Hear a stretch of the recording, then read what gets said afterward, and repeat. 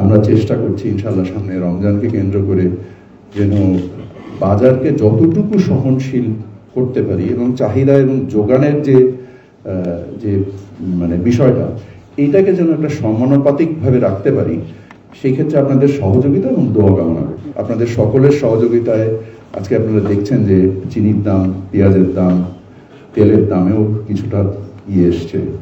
বিগত 15 বছরের অর্জিত যে একটি ক্রিমিনালাইজেশনের একটা সভ্যতা গড়ে উঠেছিল দুঃখজনকভাবে। আমাদের রাষ্ট্র ছিল কিন্তু আমাদের সমাজ অসম্ভবভাবে বিভক্ত ছিল। আমাদের সমাজ একটা ভীতগ্রস্ত একটা সমাজে সামগ্রিকভাবে আমরা পরিণত হয়েছিলাম। খুবই দুঃখের বিষয়। আজকে ক্রিমিনালাইজেশনস ইন এভরি সেক্টর, ব্যবসা, সেটা ব্যাংকিং হোক, সাংবাদিকতা হোক,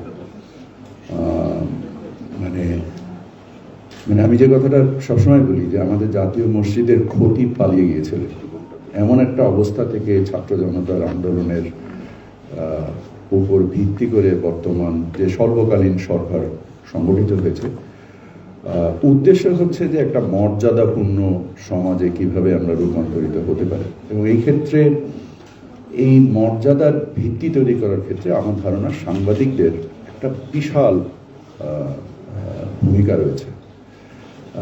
নির্মোহভাবে সংবাদগুলোর উপস্থাপনা করা, কোনো বিশেষ গোষ্ঠীকে মানে রিপ্রেজেন্ট না করা এবং রিপ্রেজেন্ট করা, প্রতিনিধিত্ব করা প্রকৃতভাবে মানুষের, এবং দায়টা বোধ করা যে মানুষের প্রতিনিধিত্ব করা। ছাত্রদের উদ্দেশ্যে বলবো যে বৃত্তি মূল উদ্দেশ্য না, উদ্দেশ্য হচ্ছে সম্মান, ইজ্জত। আমরা ইজ্জত চাই, আমরা ডিগনিটি চাই, আমরা ডিগনিটির সাথে বাঁচতে চাই। এবং এই ডিগনিটির সাথে বাঁচার ক্ষেত্রে এই সাংবাদিক প্রতিষ্ঠান যেমন একটি পেশাদারিত্বের জায়গা, এবং এই পেশাদারিত্ব সেটা আমাদের ব্যাংকিং সেক্টরে হোক, আমাদের সাংবাদিকতার জায়গায় হোক, এবং আমাদের ছাত্রদের জায়গায় হোক, আমাদের এই প্রচেষ্টাটা অসম্ভব জারি রাখা চাই এবং জ্ঞান অর্জন করতে হবে। যে কথাটা মূলত বললাম যে আল্লাহ তাআলা কাউকে জ্ঞানে মনোপলি দেন নাই। আর একটা কথার সাথে সাথেই বলবো যে খাদ্যের যেমন একটা শেলফ লাইফ থাকে, জ্ঞানেরও কিন্তু শেলফ লাইফ থাকে।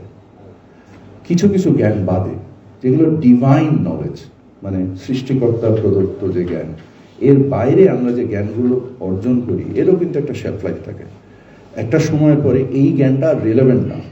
যেমন আমরা ফোন ব্যবহার করি, ফোনের যেমন মডেল চেঞ্জ হওয়ার সাথে সাথে আগের ফোন বা আগের অ্যাপসগুলো আর রিলেভেন্ট থাকে না। অর্থাৎ জ্ঞান অর্জন একটি মানে একটা কন্টিনিউয়াস প্রসেস, একটা সার্বজনীন এবং কন্টিনিউয়াস প্রসেস। আমি আজকের ছাত্রদেরকেও বিশেষভাবে অনুরোধ করব, জ্ঞান অর্জন করার ক্ষেত্রে কোনো ধরনের কৃপণতা করবেন না, প্রচেষ্টা জারি রাখবেন এবং যখন পেশাদারি জীবনে আসবেন তখন প্রকৃত পেশাদারিত্ব চর্চা করবেন। সো এর বেশি কিছু আমার বলার নেই।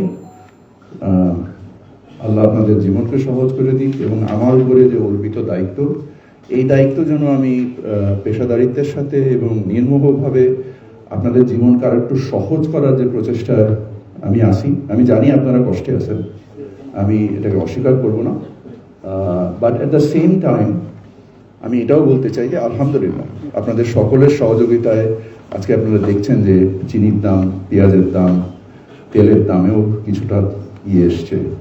আমরা চেষ্টা করছি ইনশাআল্লাহ সামনে রমজানকে কেন্দ্র করে যেন বাজারকে যতটুকু সহনশীল করতে পারি এবং চাহিদা এবং যোগানের যে মানে বিষয়টা এইটাকে যেন একটা সমানুপাতিকভাবে রাখতে পারি, সেই ক্ষেত্রে আপনাদের সহযোগিতা এবং দোয়া কামনা করি।